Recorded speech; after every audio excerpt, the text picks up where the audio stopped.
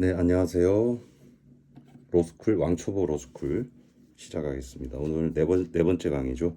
제가 속도를 자꾸 내는 이유에 대해서 말씀을 드렸어요. 법학은 책이 두껍다고 답이 아니고, 또 그렇다고 해서 또 그 기계적인 암기, 완벽할 수 없다. 케이스 바이 케이스와 키워드로 정리하는 왕초보 로스쿨 시작하겠습니다. 저 양력은 말씀을 드렸죠. 제가 이제 촬영 그 기술이 없어서 제가 손을 들고 올 일이 이제 여러분 뵙고 있습니다. 민법과 형법을 제가 도움을 드리고, 제가 감히 가리킨다고 말씀을 못 드리겠습니다. 민법과 형법, 그리고 우리 사회초년생 또 일반인까지 또 로스쿨을 준비하는 초입자들 대상으로 도움을 드립니다. 저는 고려대 법대 구사학번, 그리고 대학원 고려대 대학원 민사소송을 전공했습니다. 재판, 소송 실무 학문으로 했고 또 실무를 하기도 했습니다. 네, 강의 시작하겠습니다. 촬영 기법이 제가 좋지가 않아서 우리 호돌이 인사드리겠습니다. 호돌이 저희 학교 상징이기도 하죠. 다이소에서 3,000원에 구입가 있습니다. 안녕하세요. 네, 시작합니다. 글자가 잘 보이나요? 이 각도를 맞추기 힘들어서 들고 하겠습니다. 제가 들고 하는 게 나을 것 같아서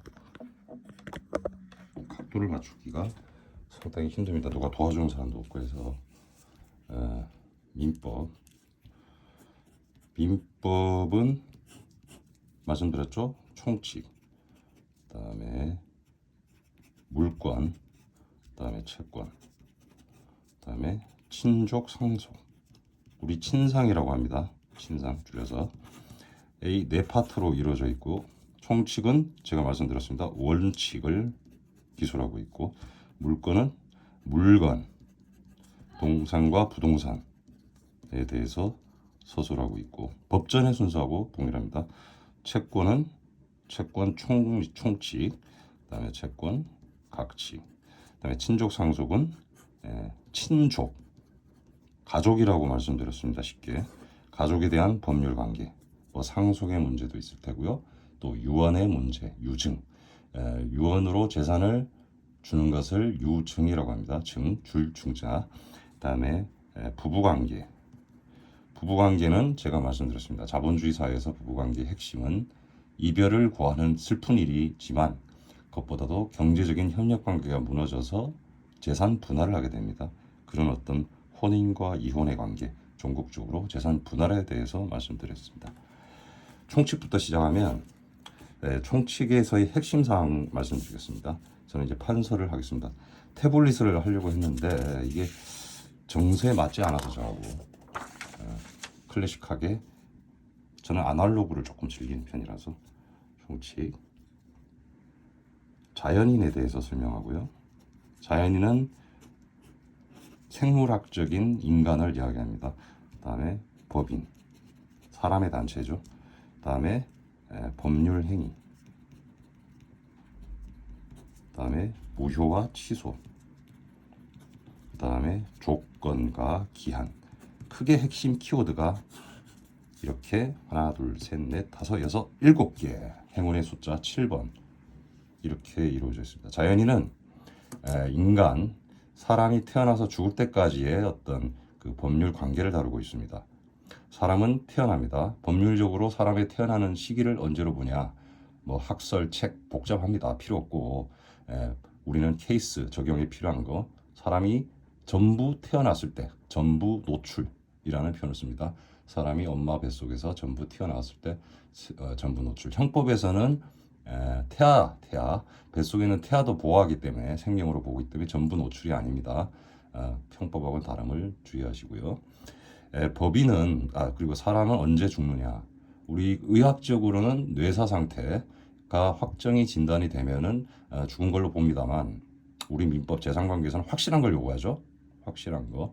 심장이 정지됐을 때, 또는 맥박, 심장의 증거인 맥박이 정지됐을 때를 죽음으로 판단합니다. 자, 자연인은 그 부분이 핵심이고요. 그리고 자연인은 법인에서도 마찬가지 논의가 이루어지죠. 권리 능력, 행위 능력, 이렇게 두 가지 포인트가 있습니다. 권리 능력은 쉽게 이야기하면 권리를 가질 수 있는 능력입니다. 이거는 미성년자든 우리가 한정 능력자라는 표현을 쓰죠. 정신 상태라든지 심신적으로 좀 장애가 있는 분들, 법률적으로 인정되는 분들에게도 권리 능력은 인정된다. 행위 능력이라는 건 뭐냐? 행위. 제가 앞서 말씀드린 그 형법에서의 행위는 범죄 행위를 말씀드렸습니다만 여기서는 법률 행위를 할 수 있는 능력을 말합니다. 법률. 우리가 대표적인 법률 행위가 뭘까요? 계약이죠. 우리가 성인이 되면 가장 먼저 월세 계약을 취합니다. 주택, 임대차, 월세 계약을 할 때 그 계약서를 쓰는 능력, 그걸 행위 능력이라고 해요. 이 행위 능력은 미성년자나 아까 말씀드린 한정 능력자들은 제한이 되겠죠. 그 제한을 한다는 것이 통제를 하겠다는 뜻이 아니라 법이 보호를 해준다는 겁니다. 항상 그 민법에서는 보호라는 개념이 중요합니다. 자, 법인. 법인은 사람의 단체입니다.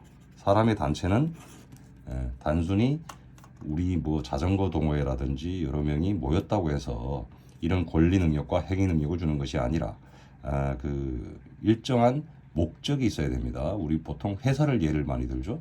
우리가 기업을 다니고 회사의 어떤 목적, 정관이라고 하죠. 정관에 이제 정해놓게 되고 그 사람의 단체는 크게 영리 단체와 비영리 단체로 나누죠. 영리 단체는 이익을 추구하고 비영리 단체는 이익을 추구하지 않습니다. 단지 사람의 모임에 불과합니다. 하지만 주의할 점은 단순히 여러 명이라서 법인이 되지 않는다. 법인은 등기라는 것을 하게 됩니다. 이거는 이제 상법으로 가면은 조금 더 상세하게 표현하지만 여기서는 이제 원론적인 부분을 다루기 때문에 그래서 법인은 등기를 해야 단체로 인정이 된다. 법률 행위 아까 말씀드렸습니다. 법률 행위 어려울 거 하나도 없어요. 계약이죠, 계약. 계약을 할 수 있는 행위를 법률 행위라고 합니다. 특히 우리 법률 행위에 대해서 우리 민법은 상세하게 규정하고 있습니다. 여러 가지 법률 행위의 의사 표시라고 합니다.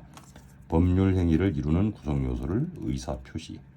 의사 표시를 하되 올바르게 하냐, 정확하게 하냐, 일치가 하냐, 불일치하냐, 이런 것들에 대해서 상세하게 그 효력을 다루고 있죠. 그 효력이 일반 조항이 무효와 취소, 무효는 애초에 효력이 발생하지 않는 것이고 취소는 효력은 일단 발생하지만 나중에 그 효력을 없앨 수 있는 거죠. 의사 표시를 통해서 그걸 취소라고 합니다.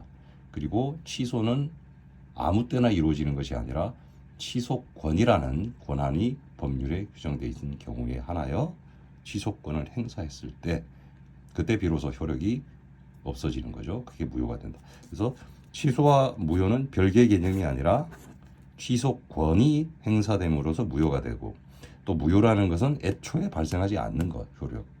또 무효는 엄격하게 그 요건들이 규정되어 있습니다. 그거는 다음 강의 때 보기로 하고 저는 이제 민법의 총칙의 키워드와 차트를 말씀드리는 시간을 갖습니다. 오늘은 자 조건이라는 것은 그 효력, 요건과 효력이 있죠. 우리 법률은 항상 요건과 효력 또는 효과로 구성되어 있습니다. 형법도 마찬가지예요. 요건과 효과가 특히 그 요건 중에서 일정한 조건을 붙일 수 있어요. 예를 들어서 이런 거죠.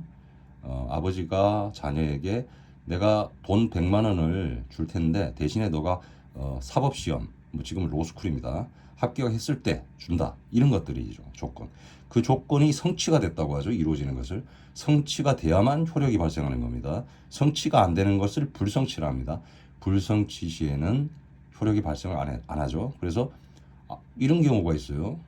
자녀가 아버지한테 아빠 나 왜 100만 원 안 줘요? 어제 계약했잖아요. 나한테 종이에 써서 지장까지 찍었는데 그럼 아버지가 항변을 합니다. 아니 너가 사법시험을 합격해야지 준다고 했잖아. 조건이 아직 미성취됐죠?